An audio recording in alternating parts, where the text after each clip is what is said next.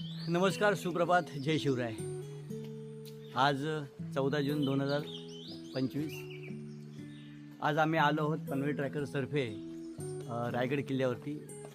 पहाटे 4 वाजता पनवेलवरून निघालोत आणि आता राजमाता जिजाऊंच्या समाधीस्थळाच्या बाहेर आहोत. आता आपण राजमातांचं दर्शन घेऊयात, त्यांचे आशीर्वाद घेऊयात आणि रायगड किल्ल्यावरती निघूयात. ज्या मातेनं हिंदवी स्वराज्याचं स्वप्न आपल्या कुशीतून, विचारातून आणि कृतीतून पाहिलं, त्या राष्ट्रमाता राजमातांची ही समाधी पाहून आम्ही रायगडाकडे रवाना झालो. पाचाडपासून रायगडापर्यंतचं हे 3 किलोमीटरचं अंतर अक्षरशः धुक्याने आच्छादलेलं होतं. रायगडाच्या पायथ्यापासून दिसणारा हा टकमकटोक चित्त दरवाजाच्या समोर असणाऱ्या दुकानांच्या मागच्या बाजूने आम्ही 5 ते 7 मिनिटात बरोबर या वाघबिळापर्यंत पोहोचलो. या वाघबिळाला नाचण टेपाची गुहा असे म्हणतात. शिव सकाळ मित्रांनो, आत्ता मी आलोय रायगडासमोरच्या वाघबिळात आणि या वाघबिळाचा सकाळचा नजारा दाखवतो. हे बघा, ते या डोंगराचे 2 डोळे. चला दाखवतो तुम्हाला वाघबिळ. ही अशी गुहा आहे जिला 3 तोंड आहेत. आणि आता आपण चित्त दरवाजातून रायगड चढायला सुरुवात करतो. सोबत आमची पलटण आहे. छत्रपती शिवाजी महाराज की जय. छत्रपती शिवाजी महाराज की जय. महादेव महादेव. हर हर महादेव, छत्रपती शिवाजी महाराज की जय अशा घोषणा देत आणि धुक्क असलेल्या वातावरणाचा आनंद घेत आम्ही 2 तासात किल्ल्याच्या महादरवाजापर्यंत पोचलो. आज शनिवार सुट्टीचा दिवस असल्याने रायगडावर जवळपास जत्राच भरलेली होती. आता व्हिडिओमध्ये समोरच्या धुक्याच्या मध्ये लपलेला आपल्याला दिसतोय तो रायगडाचा टकमकटोक. हा आहे किल्ल्याच्या महादरवाजाचा बुरुज. या 2 बुरुजांमध्ये महादरवाजा आहे. किल्ल्याच्या महादरवाजाची रचना अशी आहे की तोफेचा गोळा किल्ल्याच्या दरवाजापर्यंत पोहोचणारच नाही.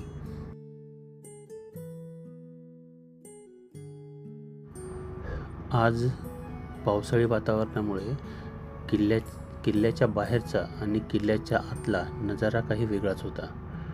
जिकडे पाहावं तिकडे धुकं दिसत होतं. पायरी मार्गाने गेल्यानंतर हा पहिला पॉईंट म्हणजे आपला हत्ती तलाव. त्याच्या समोरच आहे हा हनुमान टाकं. हनुमान टाक्याचं पाणी आजही किल्ल्यावरील राहणारी लोक पिण्यासाठी वापरण्यासाठी वापरतात. हनुमान टाक्यापासून आम्ही आलो गंगासागर तलावाजवळ.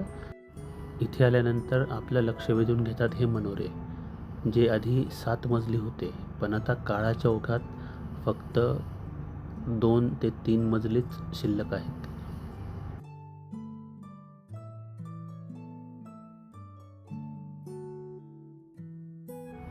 हा आहे किल्ल्याचा मेना दरवाजा आणि ही आहे मनोऱ्यांपासून किल्ल्याच्या आतमध्ये जाणारी एक छोटीशी वाट. या वाटेने खाली उतरून आपण जर गेलो तर आपण पोचतो मनोऱ्याच्या सगळ्यात खालच्या मजल्यावर.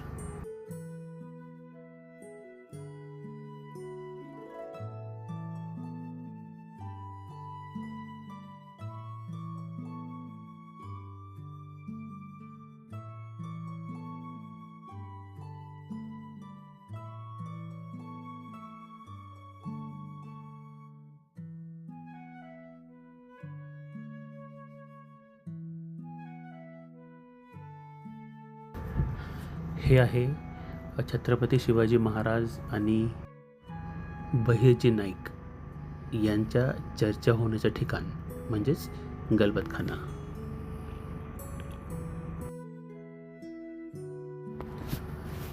आणि हे आपल्याला व्हिडिओमध्ये दिसत आहेत ते शिवकालीन भिंतींचे तटबंदीचे अवशेष. आणि ही आहे छत्रपती शिवाजी महाराजांच्या राज्याभिषेकाची जागा. या जागेसमोरच आहे हा नगारखाना. ही नगारखान्याची आतली बाजू आणि ही नगारखान्याची बाहेरची बाजू. हा आहे रायगडावरील होळीचा माळ आणि त्याच्यासमोर बाजारपेठ. इतर किल्ल्यांपेक्षा रायगडावर शिवकालीन खूप सारे अवशेष पाहायला भेटतात आणि ही जागा आहे छत्रपती शिवाजी महाराजांचा महल. याच ठिकाणी शिवाजी महाराजांचं देहावसान झालं होतं. हा आहे राणी महल. असे 7 राणी महल किल्ल्यावर आहेत. ही आहे किल्ल्यावरील धान्य कोठाराची जागा आणि या धान्य कोठाराच्या जागेच्या बाजूलाच आहेत हे अष्टप्रधान मंडळांचे वाडे.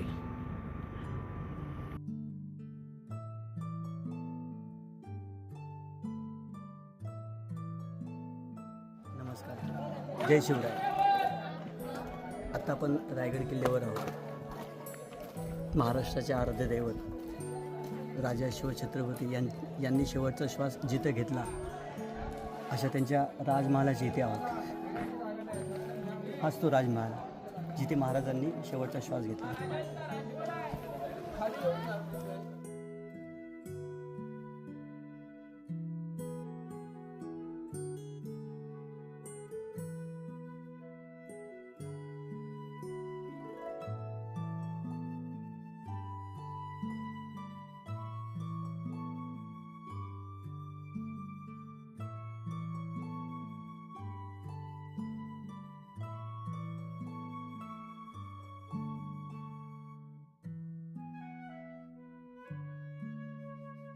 होळीच्या माळावरील महाराजांची ही मूर्ती.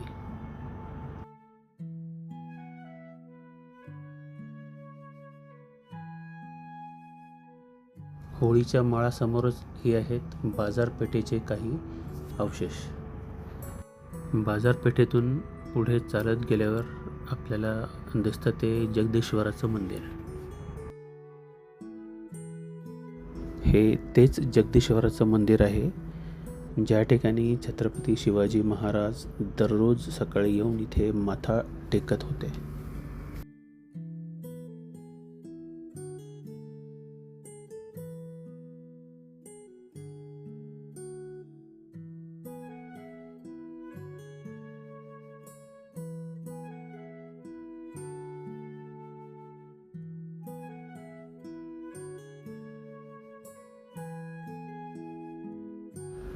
मंदिराच्या समोरच एक पायरी आहे. सेवेची ठाई तत्पर हिरोजी इंदुलकर.